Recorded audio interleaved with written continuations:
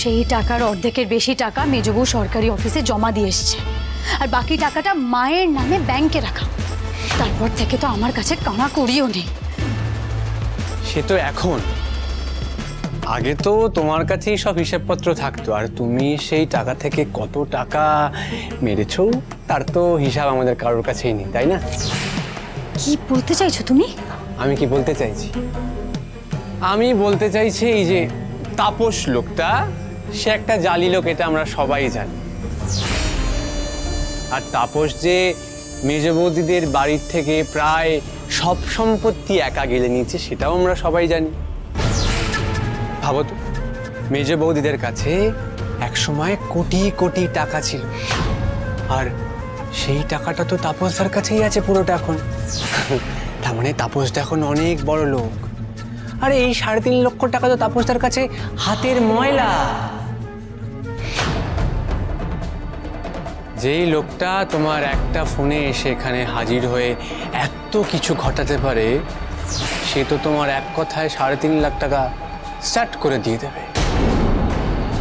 বৌনি, টাকাটা কিন্তু আমার এক্ষুনি চাই, 1 ঘন্টার মধ্যে। আমার কাছে বেশি সময় নেই, বুঝেছো? পারবো না।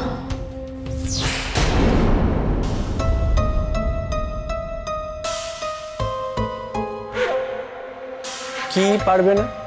টাকা জোগাড় করতে পারবো না। হ্যাঁ, তাহলে তো তাহলে কি? হ্যাঁ, তাহলে কি? তুমি আমার কিচ্ছু করতে পারবে না। মেজ বউ তোমাকে সন্দেহ করছে, তোমাকে। এমনকি বাড়ির প্রত্যেকটা মানুষ তোমাকে সন্দেহ করছে। সব প্রমাণ তোমার বিরুদ্ধে। তুমি আমাকে ফাঁসা। চালু করবো? হ্যাঁ, শোন, আগেই বুড়ো বুড়িকে ট্যাঙ্কের ভেতর ঢোকা, তারপর ট্যাঙ্কের মুখটা ভালো করে সিমেন্ট দিয়ে সিল করে দিবি, ঠিক আছে? হ্যাঁ।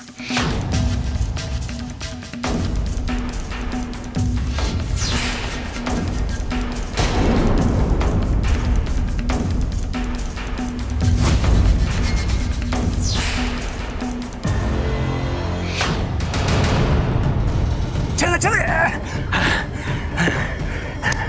একে ধর, ধর ধর ধর ধর ধর ধর, তাতে ধর। এটা কেক কখন? 1 ঘন্টায় 3.5 লাখ টাকা। আচ্ছা ভাবো তো, এই ভিডিওটা যদি সবার ফোনে টিং টং করে পৌঁছে যায় তাহলে কেমন হবে? আর মেজ বৌদির কাছে যদি ভিডিওটা একবার পৌঁছয়, যদি সেই ভিডিওটা একবার দেখে, তাহলে তো 3.5 লাখ টাকা 1 ঘন্টার মধ্যে। টাটা।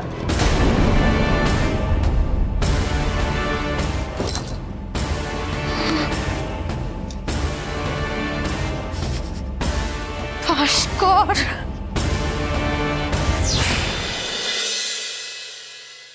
কে যে আমাকে এতগুলো টাকা ধার দেবে হয়েছে না, 1-2 টাকাও তো নয়, 3 লাখ টাকা। আর সত্যি বলতে কি, বাড়ির দলিল বন্ধক রেখে আমার টাকা ধার করতে মন সাই দিচ্ছে না। ঠিকই, কিন্তু এটাও সত্যি শঙ্কর যে ওই টাকাটা দিয়ে আমরা যদি হরগৌরী পাইস হোটেল আবার চালু করতে পারি, তাহলে তখন আমরা বাড়ি বন্ধক রাখা ধারটা তাড়াতাড়ি শোধ করে দিতে পারবো। আর আমাদের হরগৌরী পাইস হোটেল বন্ধ হয়ে আছে শঙ্কর। যে হরগৌরী পাইস হোটেলের উনুন একদিনের জন্য নেবেন, সেই উনুন আর জ্বলছে না।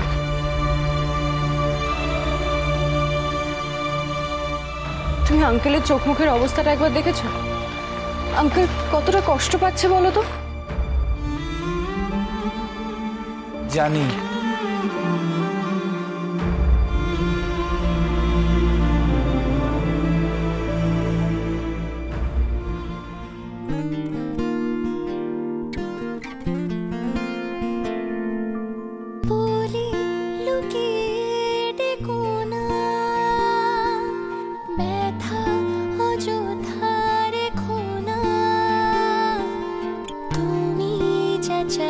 তোমার কষ্টটা আমি বুঝতে পারছি শঙ্কর।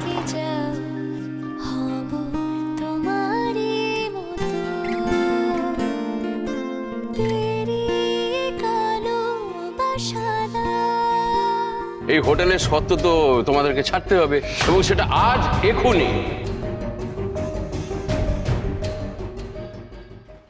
আমাদের হরগৌরী পাইস হোটেল আবার খুলবে, আর খুললেই দেখবে আমাদের রোজগারের কাস্টমাররা আবার ফিরে আসবে, ভিড় জমাবে। তারপরে আবার শঙ্কর আমার জিরে বাটা ঝোলটা, শঙ্কর আমার শুক্তো, আজকে আমের চাটনিটা বেড়ে হয়েছে।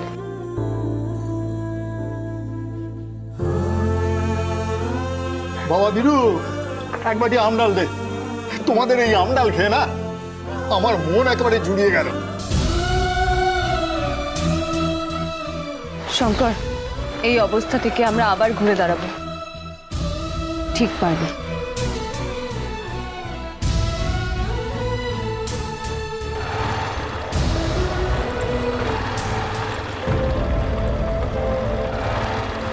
আমাদের টাকার ব্যবস্থা মনে হয় হয়ে যাবে শঙ্কর, আমাদের বিপত্তারিণী পুজো বিফলে যাবে না।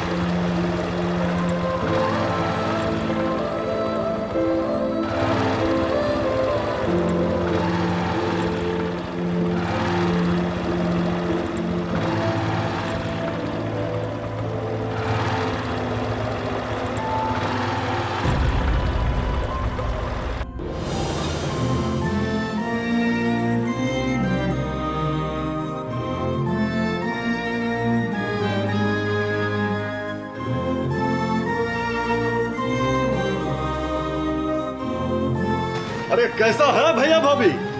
हमारो दोस्त झिलमिल কোথায়? ঝিলমিল তো বাড়িতে, আপনি এতদিন আসেননি কেন? আমার মুলুক সে রিশতেদার এসেছে, ওদের নিয়ে একটু ব্যস্ত ছিল। বলছিলাম আপনার সাথে আমাদের একটু দরকার ছিল। বলুন না।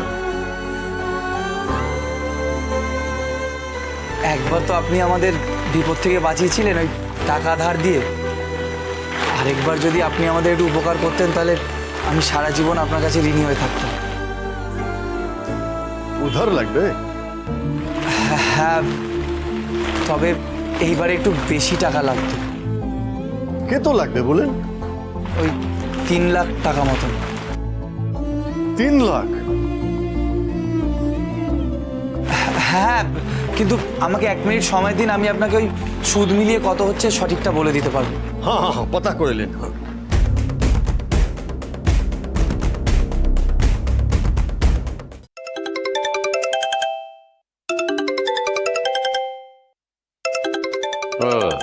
শঙ্কর ফোন করেছে?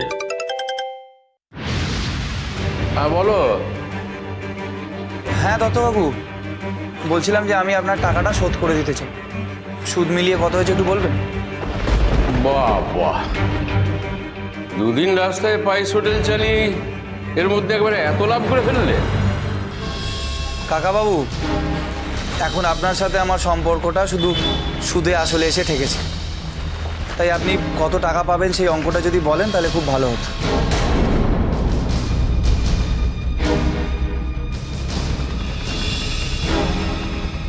হ্যাঁ, ওই সুদ সবে 3,15,000 লাগবে।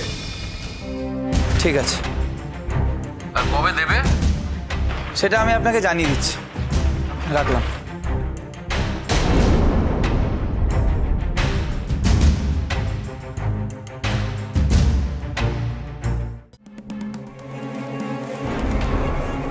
হ্যাঁ, ওই আমাদের 3,15,000 টাকা মতন লাগবে, কিন্তু আমরা শুধু শুধু টাকাটা নেব না, ওই বাড়ির দলিল বন্ধক রেখে আপনার থেকে টাকাটা নেব।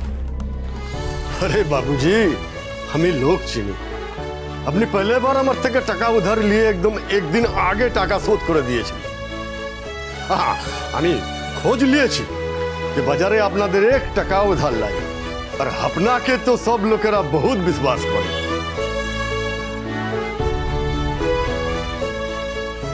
হ্যাঁ, আপনি বাড়ির দলিল বাধা রাখবেন বলছেন, রাখুন, লেকিন আমার এত টাকার কারবার তো লাগে।